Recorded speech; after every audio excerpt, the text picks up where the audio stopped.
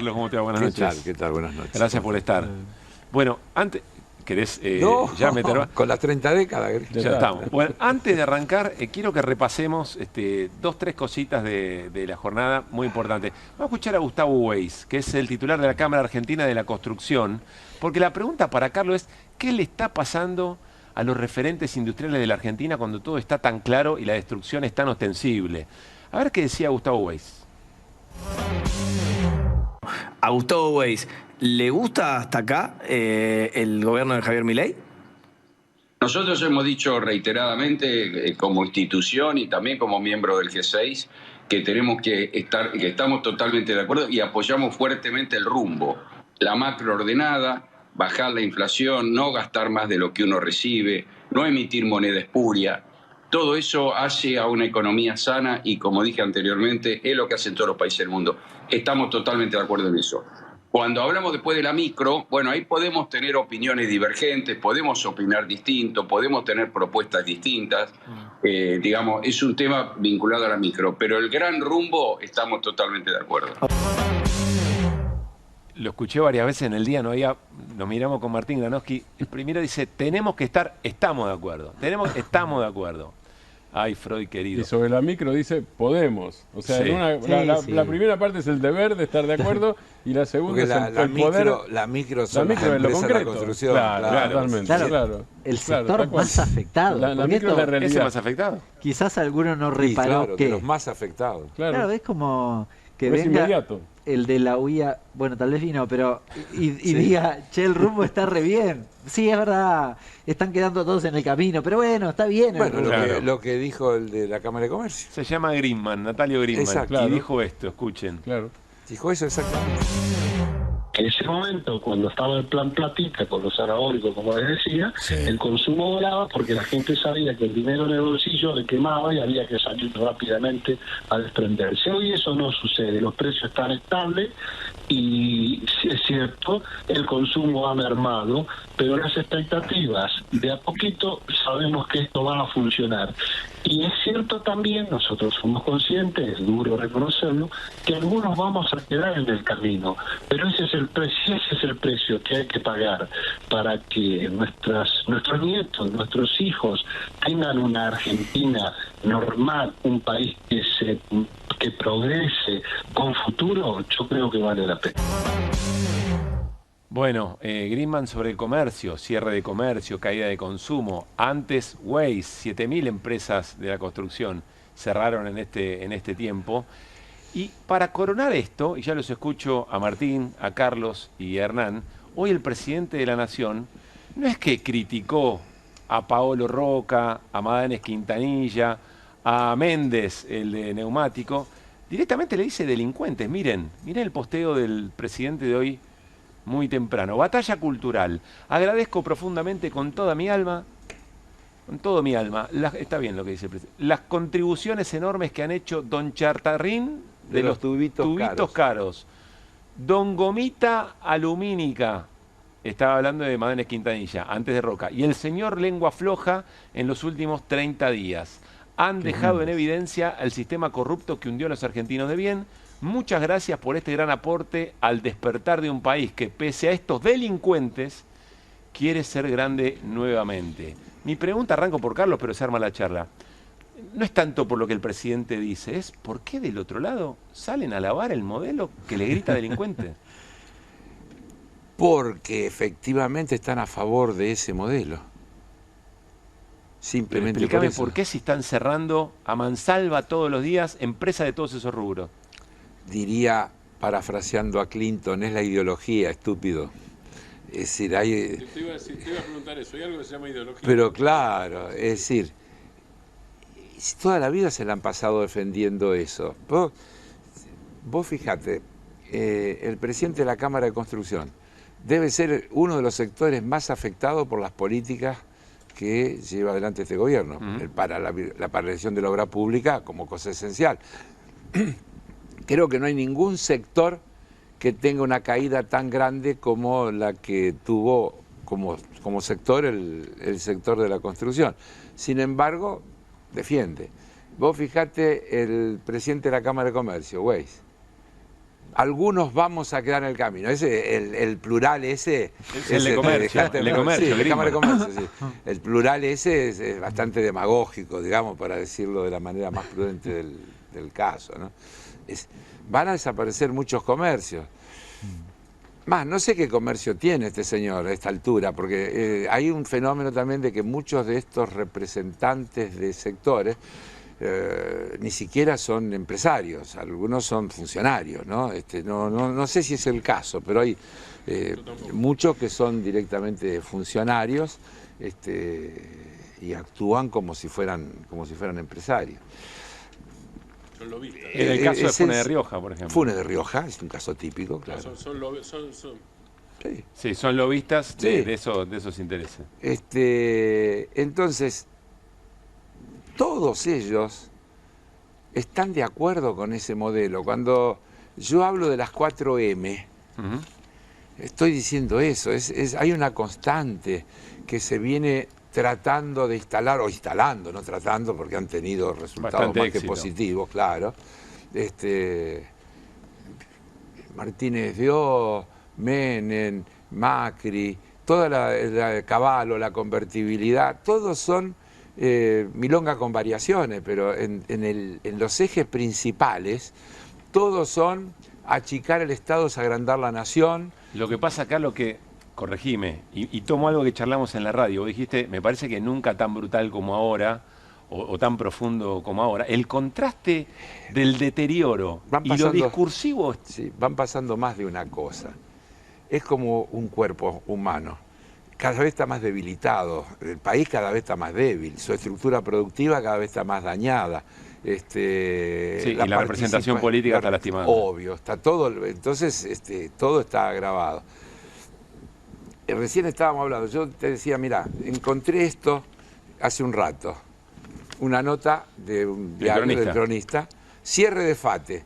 La producción de neumáticos fue lo que más cayó en la baja de la industria autopartista de 2025. Y dice, con 31,9, la industria del neumático fue por lejos el rubro de mayor caída en el 2025. 32% cayó. Y después, bueno, te dices... Pues sí, el problema no es la gestión de FATE, que eventualmente Magna Quintanilla se defenderá solo. Se defenderá solo, yo no voy a defender, no me interesa. Estoy diciendo, acá hay otro problema. Pero si uno simplemente es ordenado y hace un seguimiento, yo creo que ningún gobierno fue tan sincero como el de Milei. Porque la gente no sabía que le iba a caer encima. Decía que la casta y la política viene a pagar. Pero Milei dice, mi proyecto es un proyecto de minería, combustible, energía y agricultura. Y agricultura.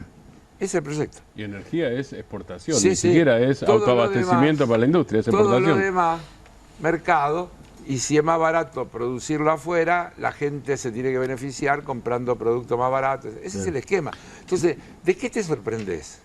Están haciendo lo que dijeron que vinieron a hacer otros. A mí no me sorprende la consecuencia del modelo. A mí lo que me sorprende es que los representantes de esas industrias, de esos sectores, un nivel de obsecuencia que me da vergüenza. Pero yo no lo estoy defendiendo. No, ya sé que no. Estoy diciendo que ideológicamente están de acuerdo. Quieren eso. Aunque y por ahí forman parte de lo que se van a... Nunca quiebran todos. Está bien lo que dice. Después nos quejamos de los representantes de los trabajadores, pero los representantes de las empresas... comparto, ¿no? Digo, ideológicamente son del palo. Después cuando dicen... Bueno, algunos tendrán que quedar, son todos los demás, ¿no? Claro. Sí, no está hablando de eso. Y después cuando Milei le tira a estos que les pega ahí, ojo, porque también ganan por otro lado. Sí hay una cosa que es cierta, que hay que estudiarla. Los corre con la vaina, Milei, con la vaina de Trump. Es interesante la discusión. ¿Cómo con la vaina de Trump?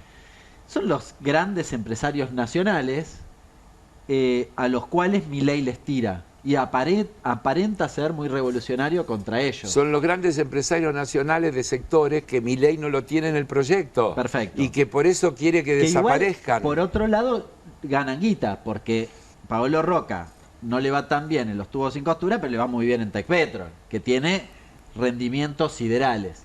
Lo que digo es, ahí hay una discusión donde, ¿desde qué lugar Milei los corre a esos empresarios? Estoy poniéndome un poco abstracto, pero es para retomar en algún momento. Los corre con una espalda que no es la suya. ¿Es la de los laburantes? No, la de en Trump. El costo sí, pero digo, en la discusión es la de Trump, no es la de él. No, y es de hecho, eso cambia en la elección cuando aparece Besset y le pone la guita, porque los otros ya lo habían entregado. Esto es lo que está de fondo. Pero ¿se entiende? ¿puedo agregarle, para complejizarlo un poquito más también? A ver, estamos hablando de una sociedad capitalista. En esa sociedad capitalista deberíamos suponer que los empresarios quieren ganar guita, porque si no, no sería una sociedad capitalista, digamos. El tema es que en la Argentina hubo un desarrollo capitalista nacional que es un tanto distintivo respecto de otros de la región y que llamamos burguesía nacional, de la cual FATE, diría, es una empresa absolutamente emblemática. Ese empresariado nacional quiere ganar guita igual que el que no es nacional, pero con una tendencia mayor a reinvertir en el país, a crear puestos de trabajo, a una cantidad de cuestiones.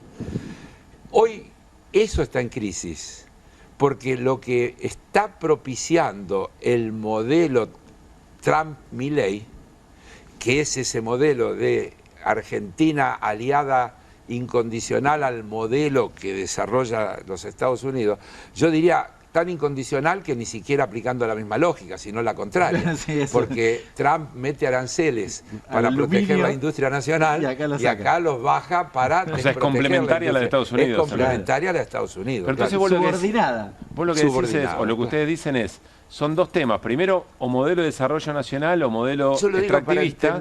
Y eventualmente si hay un giro hacia ese otro modelo, ¿cómo lo conducís políticamente? Por eso digo, porque hay dos discusiones. Si estamos discutiendo el sistema, entonces, en el capitalismo vos tenés que asumir que las empresas quieren ganar y para eso el Estado regula, para eso hay políticas impositivas, genera incentivos. Y pone límites. Es decir, si vos hoy tuvieras una ley de impuesto a las ganancias que tuviera la progresividad que tiene que tener, aumentar precios, cuando el plan Platita, por ejemplo, podría no tener sentido porque te lo llevaría a la política impositiva. Es decir, lo que falló en aquel momento no fue darle plata a la gente para que la gente se pueda defender del aumento de precios, es no haber podido, querido, sabido tomar las medidas complementarias para que esos empresarios no pudieran aprovechar que la gente tenía más plata aumentando los precios para quedársela. Que ese es un argumento del propio Milei. Cuando le dice al de Neumann, que le dice, no choreamos la guita, son 3 veces los precios caros. Bueno, pero es que Aluar... Y ellos lo quieren resolver abriendo la importación. Porque entonces van a entrar los productos más baratos. Pero Aluar le vende históricamente el aluminio más caro acá que lo que la exporta. Y eso es lo que no se pudo resolver. Como hace Milei las cosas, frente a este tipo de cuestiones viene y rompe el juguete. Así es. Abre la importación y listo. Claro, con un agravante. Que esto de la apertura importadora... Porque todo esto que discutimos... Si nosotros supongamos que Milei hubiese estado hace 10 años atrás, hacemos todo este análisis y es igual. Pero ahora es distinto con una cosa, inteligencia artificial. La apertura importadora indiscriminada en este momento es un suicidio colectivo. Y el momento de China, supongo. Es un suicidio, no sé si después tendremos tiempo. Sí, lo vamos a hablar. Pero hoy Fernando Marul, recontra ultra mega libertario, dijo, che, va muy rápido esto. Lo de la inteligencia artificial. Sí, porque te lleva puesto, porque la discusión es algo que venimos planteando acá en el programa. Siempre discutimos competitividad, ¿no? Los impuestos muy caros, sí, fantástico. Hoy prácticamente a cualquier sector te saco los impuestos y igual te gana Temu, China, te gana. Entonces tenés que discutir otra cosa. Esto no pasaba tal vez hace 10 años atrás. Claro.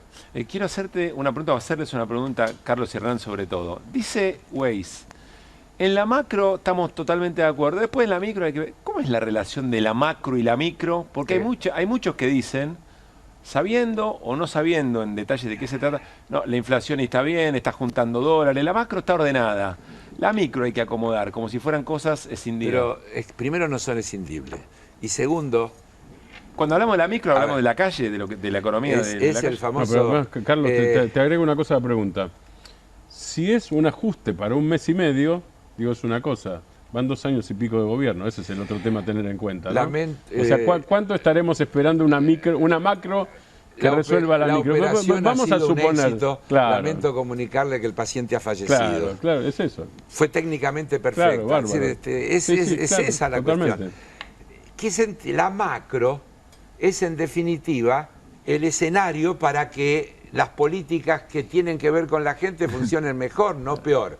Si vos reventás a todo el mundo, por ejemplo, generando que la gente no consuma, y como no consume los precios no suben, y entonces el mérito es que paraste la inflación a costa de que la gente no consuma, es una locura, pusiste el tablero al revés. Claro. Álvarez Agui tiene una frase interesante, se la escuché, dice, bajar la inflación a lo FATE. Pero, está buena. Pero claro, es que vos ordenás, rompés la micro... No lo quiere dar Álvarez Agui, por eso no le gustó la frase. Lo que dice Carlos, lo digo al revés. Rompés la micro para ordenar la macro. Cuando uno dice la paz de los cementerios, sí, no hay lugar más tranquilo que el cementerio. Ahora, no hay vida en el cementerio. Entonces el problema no es lograr la paz de cualquier manera, es lograr la paz en un ambiente de convivencia, donde vos seas feliz, donde tengas lo que tenés que tener. Hay un ejemplo que el gobierno reivindica muy seguido, que es Perú. El gobierno dice 70% de informalidad, pero tiene la macro ordenada. Tiene la macro ordenada, es el ejemplo. Y un presidente cada media hora. Claro, cambia cada media hora porque se le ocurre cambiar pero algo. El presidente del Banco Central está desde el 2006. 20 años. Claro, 20 años. Presidente de la Nación. O sea, un ejecutivo cada media hora. Claro, cambian a un administrativo que tiene el título de presidente de la Nación, que no sé cuál es el rol, pero la economía la maneja el Banco Central. El rol en Perú parece terminar en cana. Y parece. Si no es el suicidio o suicidarse. Yo les pregunto esto porque estoy fanatizado, se los confieso, con los streams de economía. Siento que ahora estoy listo para salir al ruedo a timbiar. Y están todos contentos, porque dicen, qué bien ordena la macro. ¿Cuántos dólares están comprando para la reserva? Después hay algo que no me cierra cuando abrí la ventana. Vuelvo a lo que vos citaste de Álvarez Agui. Pero además de todo, y les pregunto a ustedes, que saben más que yo de esto sin ninguna duda, además de todo, la inflación no está en un 3% anual. Que la inflación es más alta que la que tenía Cristina, digamos, para decirlo como una referencia. Cuando aparecía Bullrich con el cartelito, la famosa inflación del Congreso que denunciaban porque decían que la que Moreno daba era trucha, y daba la verdadera que daba la Bullrich, Sturzenegger y no sé cuánto más, era menos que la actual.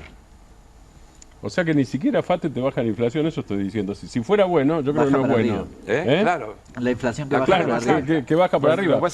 Y recuerdo, ya que hablamos de FATE, digo una cosa. Vos nombrás, una sola cosita, apunte al margen. Juan Carlos de Pablo, además de haber estado de acuerdo con todas las M que vos citás, de Martínez de Oz para acá, Carlos, Juan Carlos de Pablo es un tipo a quien Milei llama el profe. Claro. Digo, no solo escucha a Nabucco y a Ida de Verdi. Está bien, a Sturzenegger le dice el coloso, así que... Sí, así es, pero es el profe, o sea, es una referencia importante, el señor que dice que los de FATE van a ser grandes emprendedores y que confíen y busquen trabajo, que es algo fácil de encontrar en este país.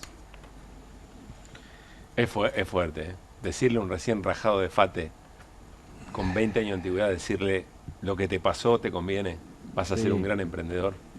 No quiero volver a lo que hablábamos. No es la primera vez. De otras maneras esto se le ha dicho cuando los kioscos, los parripollos, ya hemos vivido euforias. Los remises, los remises de Cutralcó. Piloto de dron. Con más que era piloto de dron. Ya hemos vivido. Carlos, los remises de Cutralcó en su momento con los despedidos de IPF. Ahora serían programadores de inteligencia, ¿no? Sí, eran buenas indemnizaciones las de IPF en la época de Menem, en Cutralcó. Ahora, cada uno se compró un remis, no da para eso. ¿Qué pasó con eso? Se quedaron sin laburo finalmente. La forma. Primeros piquetes. Y no había tanta gente para llevar el remis.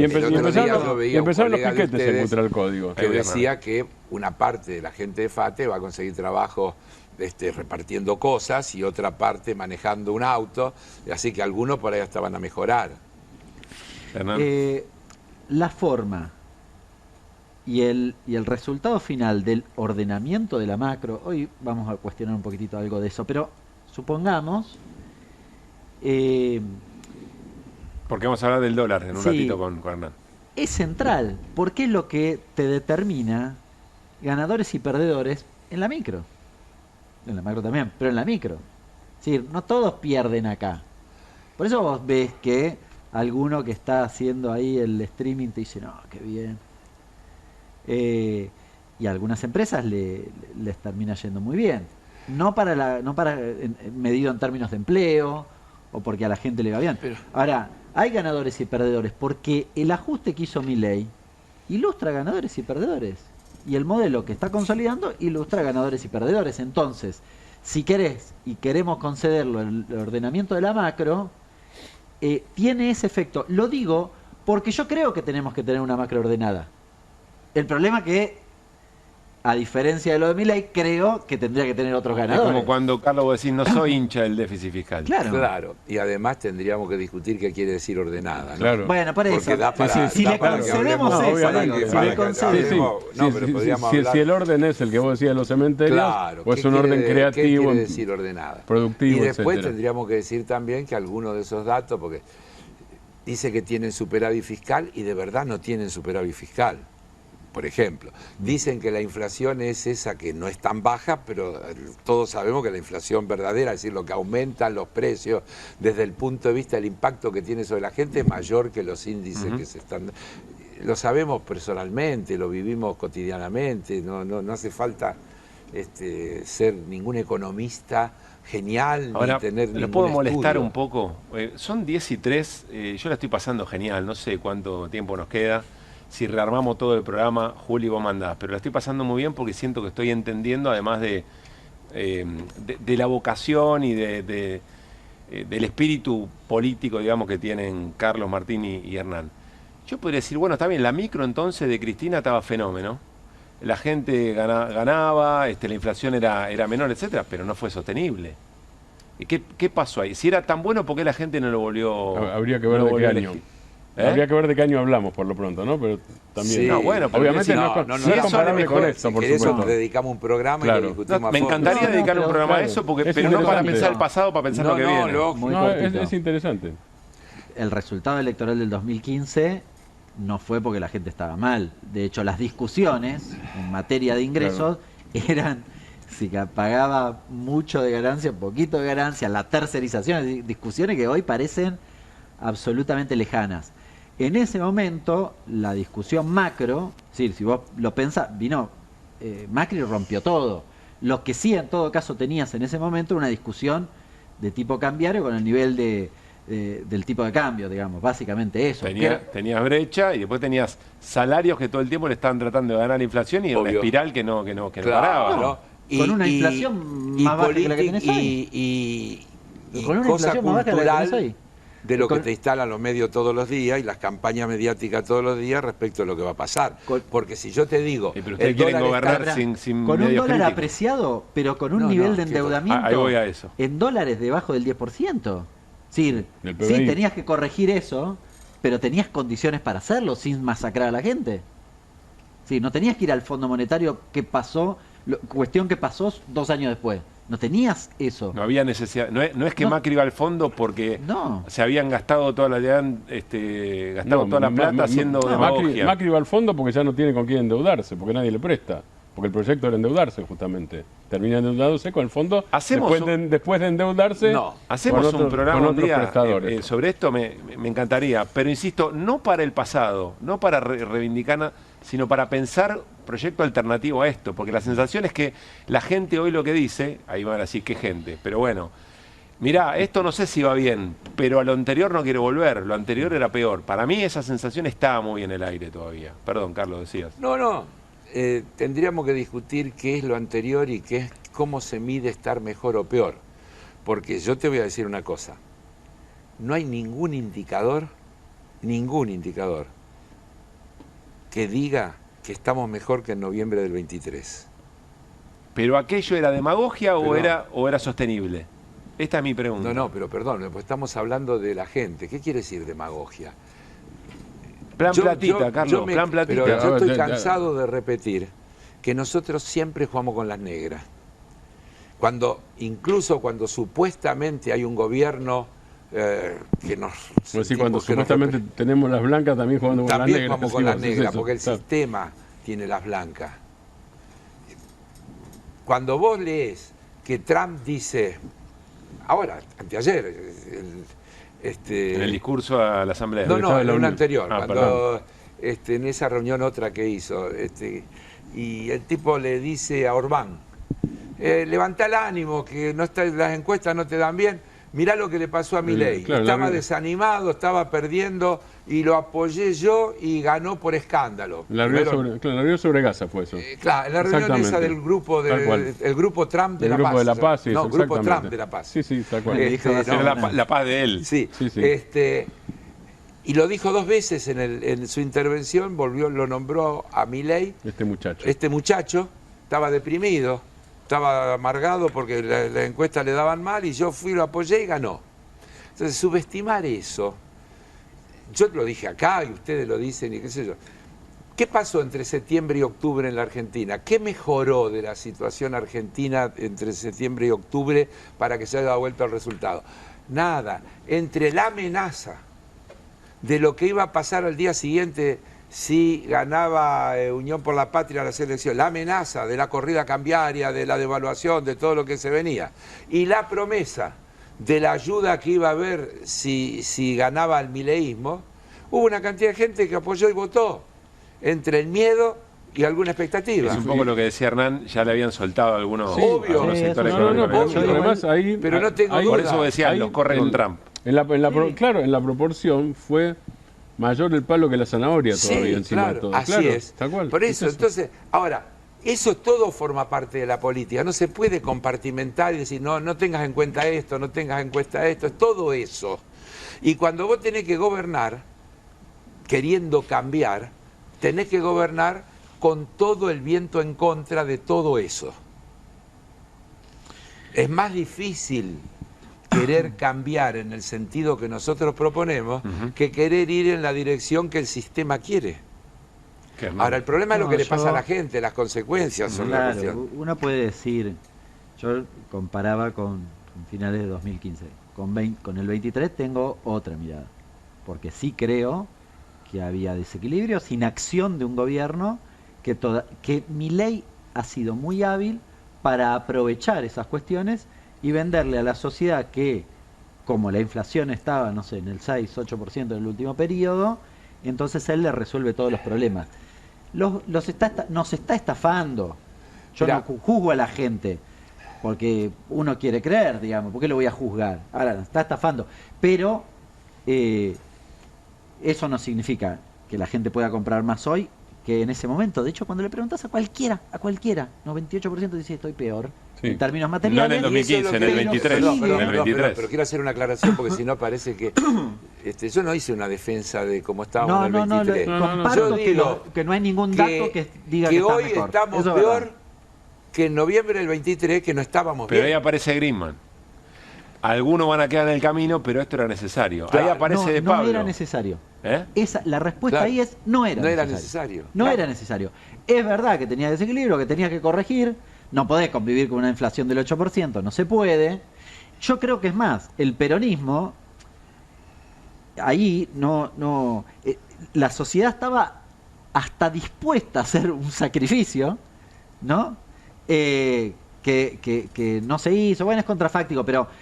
y Milei obviamente, vino y rompió el juguete.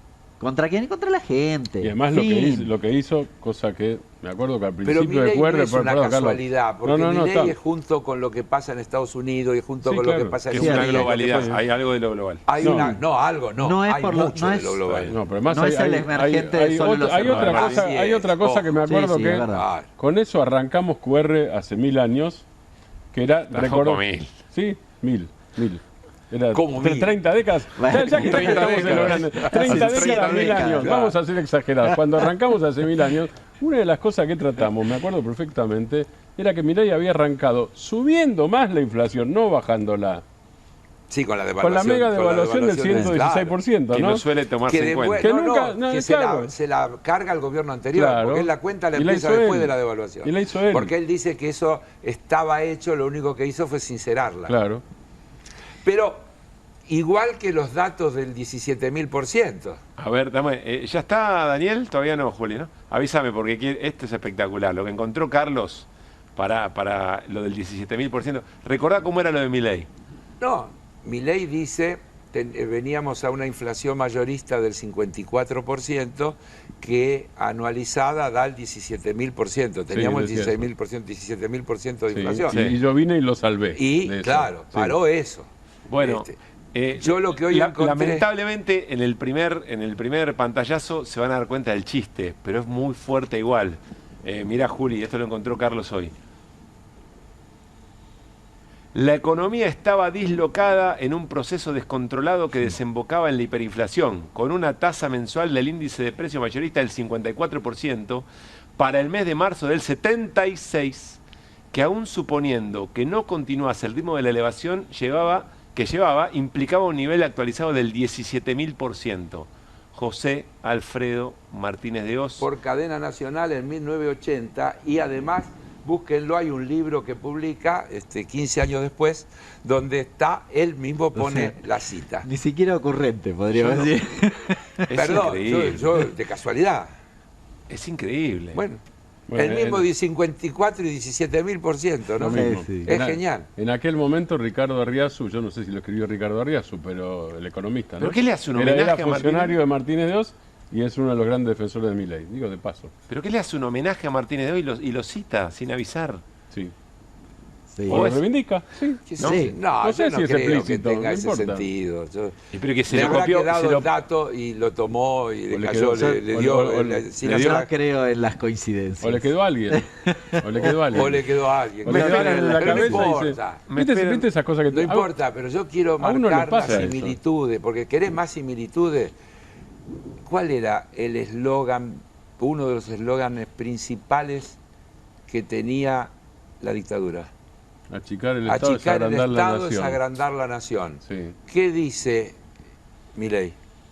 Topo que viene a destruir el Estado desde adentro. Y después estaba lo de Tito Baratito con las importaciones, claro, ¿no? Y el otro no me acuerdo cuál era el cargo. Acordate la silla importada y todo. En ese mismo discurso, ese es del 80. Del 80. En el discurso fundacional, digamos, Martínez de Hoz, el de abril del 76. De abril del 76, hace una muy fuerte crítica a los aranceles. Claro. Dice que la Argentina es ineficiente y que no compiten con el mundo. Así hay que abrirla. Y hay que abrirla. Y que hay que bajar el promedio. Y de hecho lo hizo. Lo hizo un poco.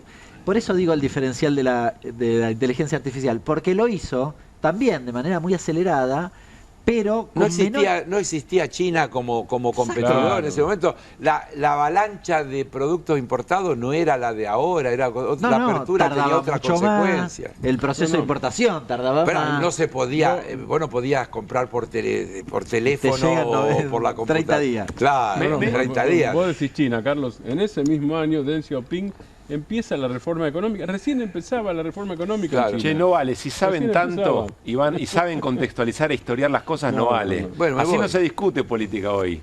Es que hagan un reel y vayan a elecciones. Son 30 décadas ejerciendo la memoria, Pablo. Hagan un reel y vayan a elecciones. 30 décadas ejerciendo. No se vayan, tenés un rato más, Carlos. Sí, ¿no? Además estás contento, ganó Boca, ¿no? Tenés goleador 9, tenés 9. ¿No? ¿Estás?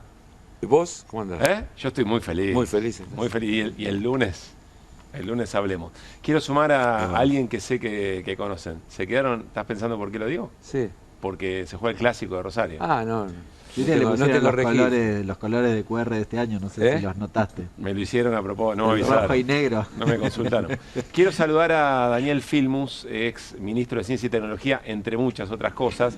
Creo que de algún lugar se conocen con Carlos Heller, pero sobre todo porque Daniel Filmus fue gran protagonista del consenso que se alcanzó en el 2010 para la ley de glaciares cuya modificación hoy acaba de ser aprobada, media sanción, en el Senado. Daniel, ¿cómo te va? Pablo Caruso, Carlos Heller, Martín Granoski, Hernán Lecher en QR. Saludamos. ¿Qué tal? Buenas noches. ¿Cómo están ustedes? Bien, gracias por este rato. Te voy a dar un rato libre, tema libre, porque sé que estabas escuchando lo que hablamos y seguro algo tenés para contar y después te pregunto por ley de glaciares. No, que aparte de la cuestión fundamental de la diferencia con la dictadura, que es el terrorismo de Estado, en realidad está destruyendo mucho más el Estado Milei que la dictadura. pensá para atrás, la dictadura no logró privatizar ninguna empresa. En realidad, los militares, cuando se apropiaron de las empresas del Estado, se las guardaron para ellos y lo hicieron como negocio propio. Entonces, cuando termina la dictadura, tenemos más o menos la misma cantidad de empleados públicos, la misma cantidad de empresas que teníamos al comienzo.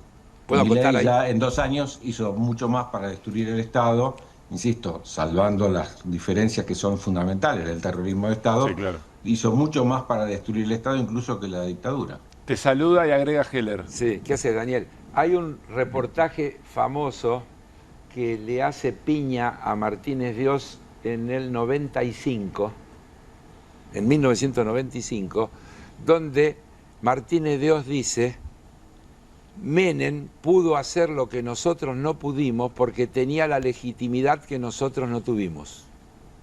Y él dice más, dice, tanto el presidente Menem como Margaret Thatcher están haciendo en estos momentos lo que el mundo necesita y lo que nosotros no pudimos hacer porque carecíamos de la legitimidad, porque no éramos un gobierno legítimo. Sí, no es que no estaba en el plan. No es que no estaba en el plan, sino que no le daba el cuero para hacerlo, ¿no? Digo, para agregarlo, Daniel. Sí, también insisto porque lo usaron como negocio propio. Recordemos quiénes eran los grandes presidentes de las empresas importantes del Estado en aquel momento y se las dividieron entre las distintas fuerzas y cada una hizo su fruto justamente de los recursos que tenían. Daniel, ¿qué reflexión ante la media sanción de la modificación de la ley de glaciares en el Senado hace un rato? Bueno, la desesperación del gobierno por terminar con devastar los recursos naturales de la Argentina y la voluntad de tratar de cambiar, para mí erróneamente, plata para hoy por ambiente para las futuras generaciones. Estamos hablando del bien más preciado que tiene la Argentina, que son sus reservas de agua dulce. Estamos hablando de la vida de muchísimos agricultores, de muchísimas personas que dependen de ese agua, un país que más de la mitad de su territorio tiene sequías muy prolongadas y que solo depende de las cuencas de los glaciares. Y este intento, que en realidad digo equivocado, porque no va a cumplir el objetivo que quiere el gobierno. Lo que van a hacer ahora justamente es generar incertidumbre. Hasta ahora, el IANIGLIA, que era la institución del CONICET, que definía en qué lugares se podía o no hacer minería a partir de la defensa de los glaciares y de las zonas periglaciares, te dejaba claro, ¿y cuánto era eso? Eso era el 1% de la cordillera, quiere decir que en el 99% podías hacer minería tranquilo, porque la ley estaba seguro que no te tocaba, porque la IANIGLIA ya había definido cuál era el territorio a proteger y porque la Corte Suprema de Justicia, digámoslo, 10 años después de la sanción de la ley y por la demanda que hicieron las empresas mineras de inconstitucionalidad, dijo que la ley es constitucional porque defiende el artículo pertinente de la Constitución del 94 del derecho al ambiente. Ahora todos nosotros, los argentinos, en esta duda que va a haber sobre si se está deteriorando el ambiente o no, vamos a ir con ese artículo de la Constitución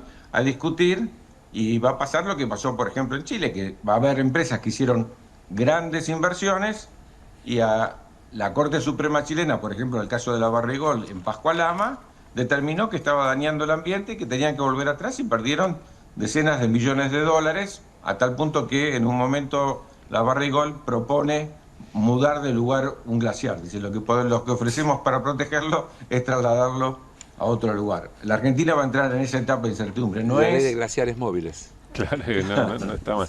Martín.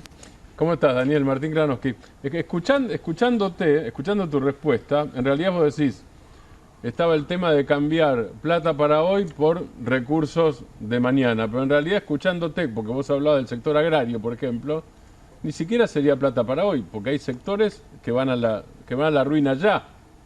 Es decir, bueno, estás destruyendo plata hoy también, no solo el futuro. Por supuesto, yo recomiendo mucho escuchar el discurso de Luis Juez. Interesante, porque Luis Juez era senador conmigo y fue uno de los más fervientes defensores de la ley de glaciares y criticaba, por supuesto, a aquellos que no la apoyaban y decía que no importaba que él no era una provincia minera, que sus hijos y sus nietos tenían derecho al agua. Bueno, en ese 2010 dijo lo que vos dijiste recién, no estamos discutiendo minería, estamos discutiendo agua. Exactamente, y hoy dijo exactamente lo contrario, son hippies los que defienden el agua. Ahora, cuando discutís agua, discutís productividad hoy, no estás discutiendo solamente el derecho ambiental es importantísimo y el ambiente es importante, yo no estoy minimizando eso, pero además de todo estás discutiendo economía. Claro, que no haya agricultura, ni haya trabajo. Por supuesto, estás cambiando producción teóricamente, insisto que ni siquiera eso. Sí, totalmente. Estás cambiando teóricamente producción minera con muy poca ocupación de mano de obra por agricultores pequeños y medianos, que son los de San Juan, los de La Rioja, los de Mendoza, por ejemplo, que no pueden producir sin agua, que justamente lo que falta en esas provincias es el agua. La discusión principal, por ejemplo, uno podría decir, bueno, pero lo que pasa es que esos minerales se van a elaborar en la Argentina, le vamos a agregar valor en la Argentina. Pero no es el caso. Pensemos en el litio. Nosotros estamos vendiendo el litio, que justamente utiliza mucha agua para su producción, y uno de los trabajos del CONICET en Palpalá es generar mecanismos no evaporíticos para no usar tanta agua, que es lo que necesita la población en la producción, pero nosotros podríamos usar las baterías. Si nosotros hiciéramos las baterías, claramente estaríamos ocupando muchísima mano de obra y uno podría empezar a discutir. Pero no, nosotros vamos a generar esos minerales que son imprescindibles, sin lugar a duda, para exportarlos y después exportar los productos primarios. No hay una discusión entre minería y ambiente. Insisto que es el 1%, a ver si se entiende. Sí, ese dato es el pasa 1% de la cordillera. Entonces, ¿por qué van por ese? Bueno, como dijeron ustedes, hay cuestiones que son ideológicas, ¿no? Por algo fueron a la Corte Suprema y por algo la Corte Suprema tuvo que fallar. Y falló a favor diciendo, acá hay un derecho constitucional que le obliga al Estado Nacional a hacer una ley de presupuestos mínimos, que es el mínimo. Hay provincias que prohibieron la minería directamente. Entonces, hay una defensa máxima, pero el Estado tiene que decir qué es lo mínimo que hay que hacer para proteger ese derecho constitucional a un ambiente digno. Hernán. Daniel, ¿cómo estás? Buenas noches. Está claro, recién hablábamos que Milei frente a cualquier cosa viene y rompe el juguete, ¿no? En este caso es un ejemplo también. Ahora, con tu conocimiento y también con años de implementación de la ley de glaciares, ¿había cosas para ajustar? No, porque la ley no dice qué zonas son las glaciares y qué zonas son las periglaciares. Mecanismo. La ley dice que los científicos tienen que decir. Ahora, un gobierno que no cree en el calentamiento global, no, desde que se aprobó la ley, miremos los estudios, desde que se aprobó la ley hasta hoy los glaciares, solo por el calentamiento global, se redujeron el 17%. ¿Me escuchan? El 17% solo por el calentamiento. Entonces, ¿qué estamos defendiendo? Que sean los secretarios de minería de las provincias los que decidan dónde se puede o no poner la minería, o que sean los científicos que no tienen ningún tipo de interés. Voy a ir a un grado más, para que me entiendan. Las organizaciones ambientalistas le hicieron juicio a Lianiglia y está embargado y procesado el presidente de Lianiglia porque dicen que todavía que ese mapa de glaciares es más pequeño de lo que son los glaciares. Que arbitrariamente dicen que Lianiglia hizo un mapa a favor de las mineras, porque entre otras cosas dijo, no cualquier pedazo de hielo es un glaciar. Por ejemplo, tiene que tener una extensión mínima, y puso como una extensión mínima 1 kilómetro cuadrado. Por ese artículo, por esa decisión de Lianiglia, está siendo procesado el que era el director de Lianiglia y toda la institución. Es decir, que siempre la presunción fue al revés, de que se estaba permitiendo más de lo que se podía. Claro, no menos. Ahora, y vuelvo al caso chileno. Ahora vamos a entrar en una tierra en la cual el movimiento va a ser totalmente impredecible. Y hay que decirlo que la Corte Suprema en este punto, porque uno de sus miembros es o ha sido presidente de la Asociación Mundial de Abogados Ambientalistas, no va a dejar pasar estos temas. Y sépanlo, que van a tener las empresas que inviertan, incluso porque también cambian los gobiernos en Argentina, siempre el movimiento es pendular. La inversión minera es a largo plazo. Lorenzetti estás mencionando, ¿no? Exactamente. A ver, Daniel, tenemos que cerrar. Sé que Hernán tenía una pregunta, pero abuso de autoridad y te quiero complejizar un poco la cosa. Vos decís el gobierno, pero el voto fue dividido y varios integrantes del bloque del peronismo votaron a favor. Dos. Corpachi, ex gobernador de Catamarca, y Uñac, ex gobernador de San Juan. ¿Y eso, dónde lo ubicás eso? Bueno, en su momento, cuando se votó la ley de glaciares, también el voto fue dividido. Por ejemplo, en aquel momento, todos los senadores de Mendoza, sean de la fuerza que fuera, votaron la ley de glaciares porque Mendoza tenía prohibida la minería a cielo abierto en zonas de glaciares. Así que ya tenía esa jurisprudencia y acompañó el voto. Sanz era el presidente del bloque radical, acompañó totalmente, y todos los senadores de varias provincias cordilleranas en aquel momento tenían prohibido esto, como hoy. Si vos mirás, Río Negro tuvo una posición, digamos, las posiciones en estos casos son más bien, a veces por cuestiones jurisdiccionales y de provincia, que por una cuestión ideológica. Pero estamos hablando de dos. Y lo que sí he escuchado a la senadora Vigo y he escuchado a muchos senadores, incluso del PRO, diciendo estamos jugando el futuro de esta generación, como decían ustedes, por los agricultores, y también de las futuras generaciones. No van a tener perdón los que están votando la destrucción de los glaciares, porque realmente el agua dulce es uno de los bienes escasos. Sabemos que la zona polar, sabemos que la Antártida está totalmente en retroceso, y que los glaciares son el principal regulador de agua donde no está la cuenca del Paraná, por ejemplo. El principal regulador del agua son los glaciares, y cuando hay sequía, el único agua es la de los glaciares. Decirle a los senadores de La Pampa, por ejemplo, que votaron todos, claro, que dependen del agua que Mendoza les deja pasar. Con el conflicto del Atuel en el... Entonces, por eso es un tema nacional, no es un tema de la provincia que tiene o no tiene glaciares. Tenía razón el juez del 2010, que él decía, tengo autoridad para opinar, aún siendo cordobés. Exactamente. Daniel, muchas gracias. Viste que ni te pregunté por Carolina Moisés y ni te pregunté por San Lorenzo. Soy muy amable. Mira, es más fácil hablar de la ley de glaciares que de San Lorenzo hoy en día. Abrazo grande, Daniel. Muchas gracias. Chao, buenas noches. Daniel Filmus charlando con nosotros. Carlos, lo último. Y nos vamos a la tanda. ¿Qué es lo último? No sé, un balance, una moraleja, un deseo. No, yo creo que tenemos que seguir insistiendo, y perdonen por repetitivo, pero en definitiva creo que yo estoy convencido que es el tema. Tenemos que insistir en la discusión de modelo. Invariablemente el sistema nos lleva a la discusión anecdótica.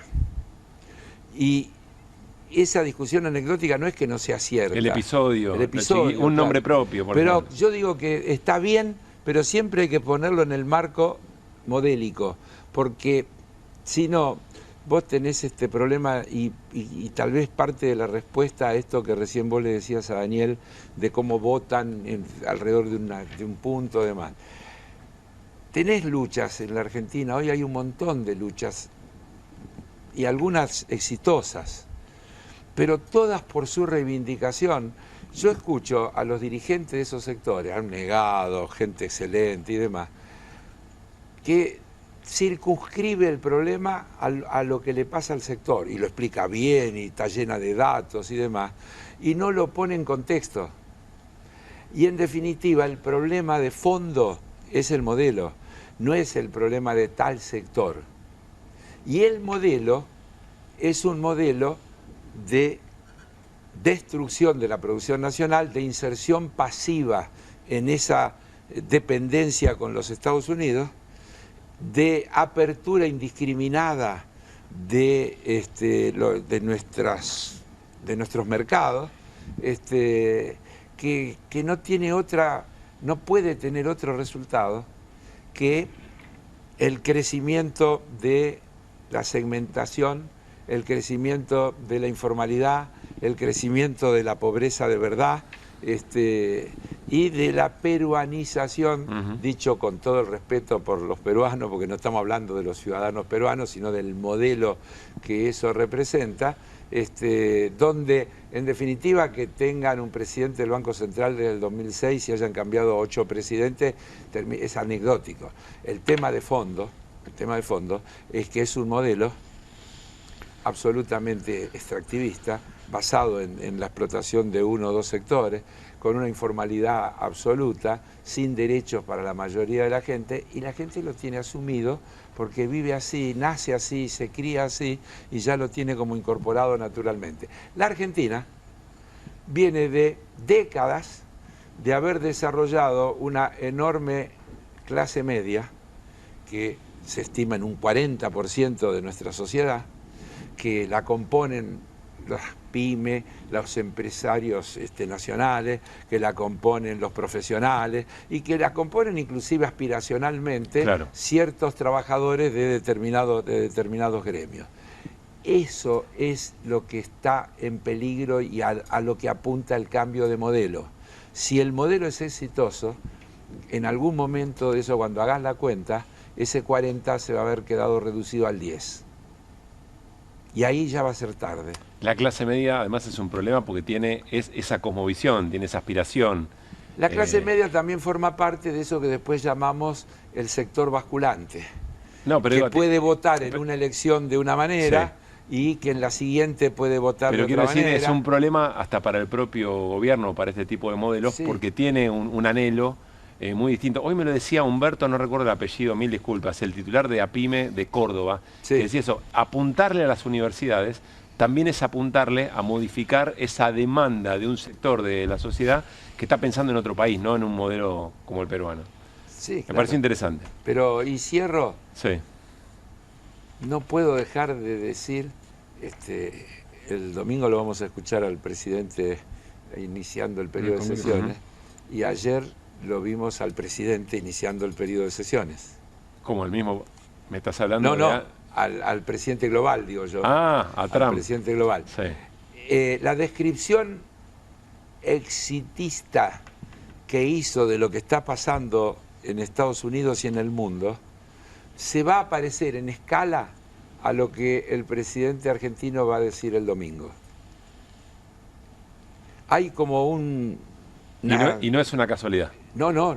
No, hay eso, y es lo que los norteamericanos llaman en inglés divisive, que es divisionista, digamos. Es yo fracturo, yo pego para fracturar, que es lo que hizo Trump y lo que va a hacer seguramente Milei el domingo, tal cual. Carlos, gracias. Chau. Nos vamos a ir a una pausa.